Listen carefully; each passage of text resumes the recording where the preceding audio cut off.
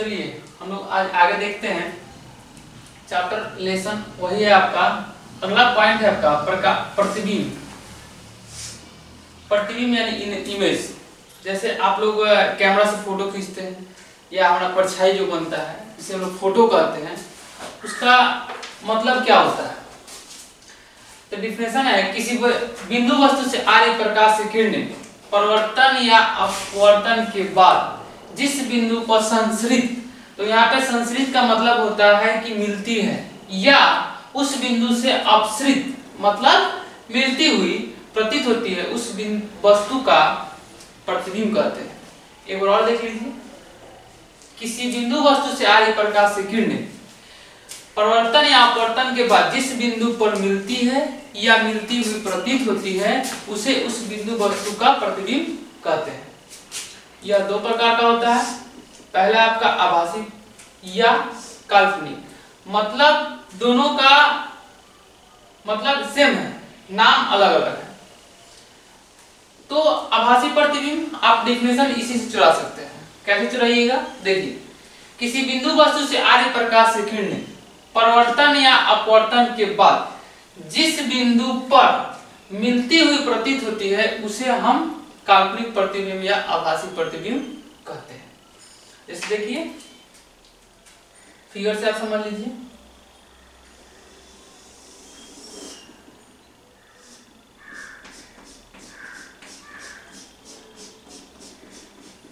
ये आपका उत्तल दर्पण हो गया और ये प्रधान अक्ष हो गया।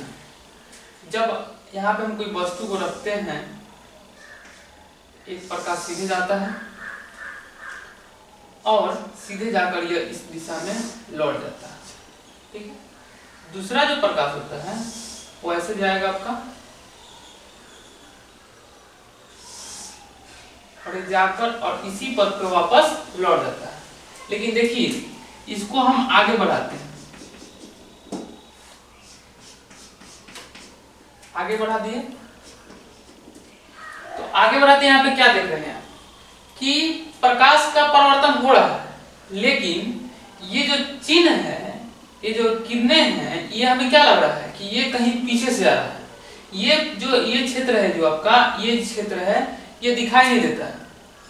तो हम यहाँ जब प्रकाश आया फिर रिफ्लेक्ट हो गया, तो यहाँ पे हम क्या कर रहे हैं? आभास कर रहे हैं, महसूस कर रहे हैं कि किरण क्या है, कहीं दर्पण के पीछे से आ रहा है। तो ये क्या हो गया आपका आभासी या काल्पनिक प्रतिबिंब। नेक्स्ट पॉइंट दूसरा है क्या? वास्तविक प्रतिबिंब। वास्तविक प्रतिबिंब रियल इमेज, जो वास्तविक में हमें सामने दिखाई देता है। तो इसका परिभाषा क्या होगा आपका? तो सेम, किसी वस्तु से आ रही प्रकाश की किरणें परिवर्तन या अपवर्तन के बाद जिस बिंदु पर मिलती है उसे उस बिंदु वस्तु का हम वास्तविक प्रतिबिंब कहते हैं। देखिए यहाँ पे फिगर से क्लियर हो जाएगा।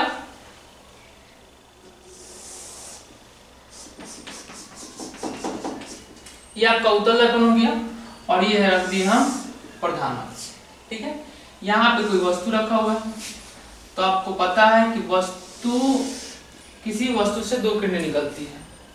दो किरणें नहीं निकलेगी तो फिर वो वस्तु हमें दिखाई नहीं देती है। ये गया किरण और यहाँ से यहाँ इधर आ गया।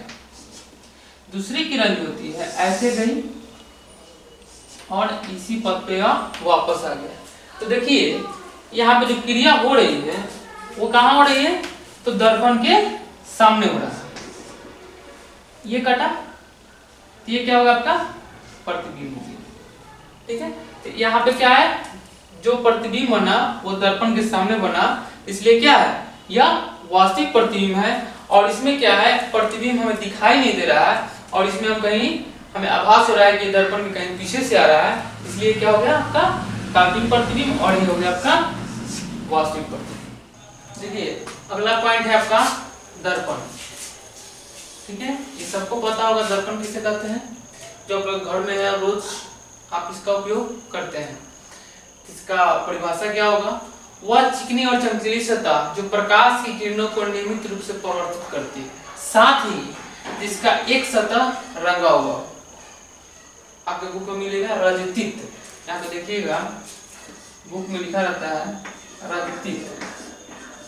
रजतित मतलब इसका मतलब होता है कि रंगा हुआ, ठीक है। वह चिकनी और चमकीली सतह जो प्रकाश की किरणों को नियमित रूप से परावर्तित करती है, साथ ही जिसका एक सतह रंगा हुआ हो, वह दर्पण कहलाता है। अब हम देखेंगे कि दर्पण कितने प्रकार के होते हैं। दर्पण के प्रकार,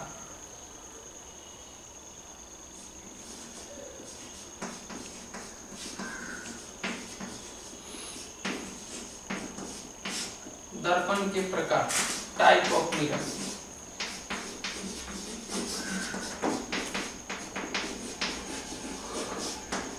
टाइप ऑफ मिरर, ये हो गया आपका दर्पण।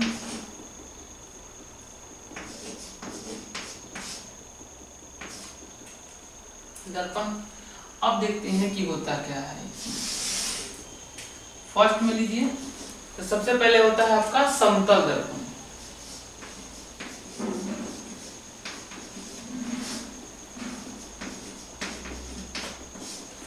सेकेंड होगा आपका गोलीय।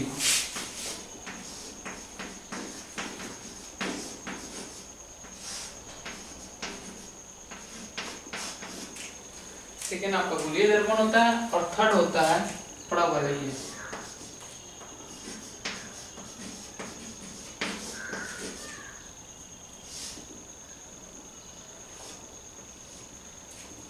थर्ड होता है आपका प्रवलयी दर्पण।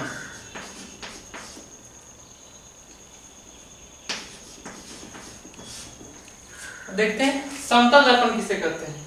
वह दर्पण जिसका परावर्तक सतह समतल, उसे हम समतल दर्पण कहते हैं। जैसे देखिए ये आपका पूरा प्लेन 180 डिग्री के कोण, ये आपका क्या हो गया समतल दर्पण। उसके बाद है गोलीय दर्पण, जिस दर्पण की परावर्तक सतह किसी गोलीय खोखले भाग का भाग होता है, उसे हम क्या कहते हैं गोलीय दर्पण कहते हैं। जिस दर्पण का परावर्तक सतह किसी खोखले गोले का भाग होता है, उसे हम क्या कहते हैं गोलीय दर्पण कहते हैं। देखिए और ये दो प्रकार का होता है।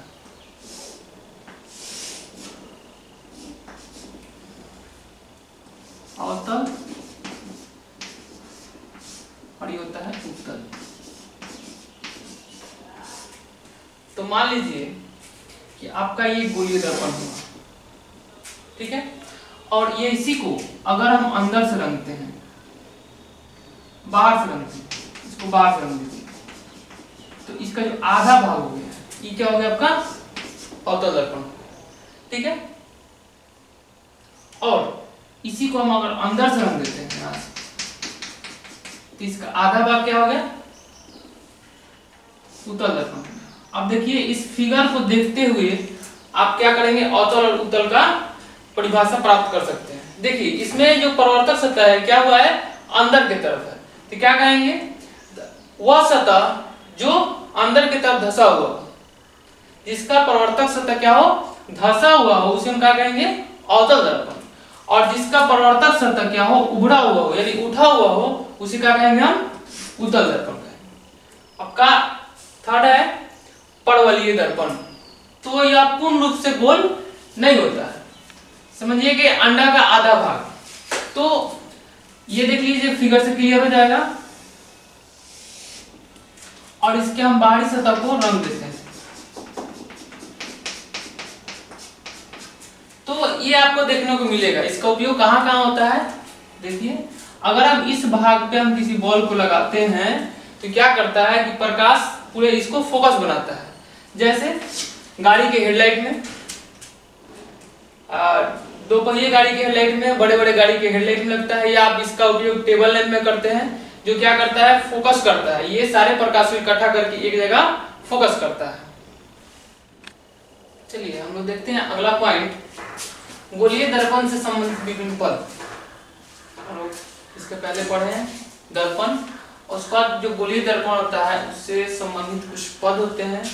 तो आप पहले देख लीजिए गोलीय दर्पण में क्या होता है कि अगर हम इसे अंदर से कलर करते हैं तो ये क्या होता है आपका उत्तल दर्पण होता है। और इसी को हम अगर बाहर से कलर करते हैं ये क्या होता है आपका, और इसी को बाहर से करेंगे तो क्या हो जाएगा अवतल। तो जितने भी विभिन्न पद हैं इस सबको हम लोग एक ही में समझते हैं। वक्रता केंद्र, तो गोलीय दर्पण जिस खोखले गोले का भाग होता है उसके केंद्र को हम वक्रता केंद्र कहते हैं। ये जो केंद्र है और इसे हम C से सूचित करते हैं। यहाँ पे लिख सकते हैं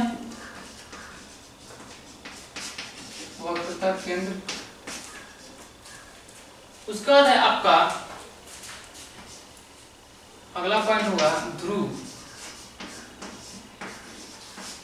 इंग्लिश होता है पोल।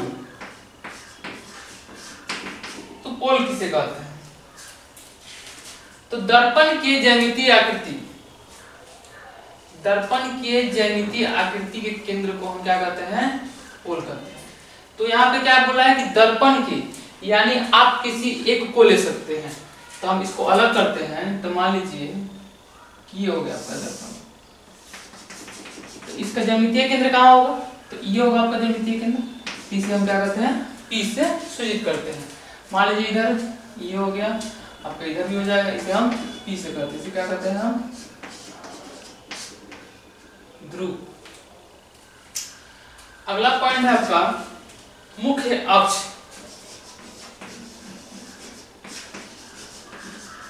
मुख्य अक्ष या प्रधान अक्ष। अब मुख्य अक्ष या प्रधान अक्ष किसे कहते हैं? तो दर्पण के वक्रता केंद्र और ध्रुव को मिलाने वाली रेखा प्रधान अक्ष या मुख्य अक्ष कहलाती है। और देखिएगा, दर्पण के वक्रता केंद्र और ध्रुव को मिलाने वाली रेखा क्या कहलाती है? प्रधान अक्ष या मुख्य अक्ष कहलाती है। तो ये क्या हो गया आपका? वक्रता केंद्र, और ये क्या हो गया आपका? ध्रुव। और इसी को अगर हम मिला देते हैं तो ये आपका हो गया क्या? प्रधान अक्ष। इसे हम कहते हैं क्या? मुख्य या प्रधान अक्ष।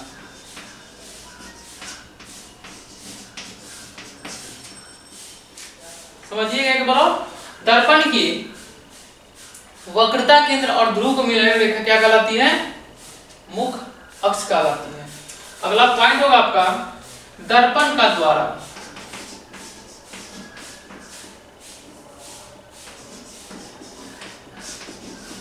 दर्पण का द्वारा। अब दर्पण का द्वारा क्या कहलाता है? तो दर्पण की चौड़ाई दर्पण का द्वारा कहलाता है। तो दर्पण कितना चौड़ा है, कितना लंबा है, उस पर डिपेंड करता है। तो देखिए एग्जांपल में हम देखते हैं कि मान लीजिए कि ये दर्पण हो गया, ये छोटा है, इसे कोई बड़ा आ जाएगा। ये कितना चौड़ा है या कितना पतला है, ये क्या हो जाएगा आपका? इसे हम क्या कहेंगे? दर्पण का द्वारा कहलाता है। दर्पण की चौड़ाई दर्पण का द्वारा कहलाता है कि ये दर्पण कितना चौड़ा है, उसे क्या कहेंगे हम? दर्पण का द्वारा कहेंगे। अगला पॉइंट है आपका वक्रता त्रिज्या। वक्रता त्रिज्या। वक्रता त्रिज्या आप लोग वृत्त पढ़े होंगे, सबको पता होगा। तो वक्रता केंद्र और ध्रुव के बीच की दूरी को हम वक्रता त्रिज्या कहते हैं। देखिए यहाँ पे वक्रता केंद्र और ध्रुव के बीच की दूरी को हम वक्रता त्रिज्या कहते हैं। और इसे R से सूचित किया जाता है, कैपिटल R से इसे सूचित किया जाता है। समझ गए? वक्रता त्रिज्या मुख्य वक्रता केंद्र और ध्रुव के बीच की दूरी को हम क्या कहते हैं? वक्रता त्रिज्या कहते हैं। तो इसे आप बुक में देख सकते हैं, आपके बुक में इसका डेफिनेशन होगा। और जहां समझ में नहीं आए वहां पूछिएगा आगे। देखिए आप लोग का अगला पॉइंट है अवतल दर्पण का मुख्य फोकस एवं फोकस दूरी। इसे जानते हैं कैसे होगा?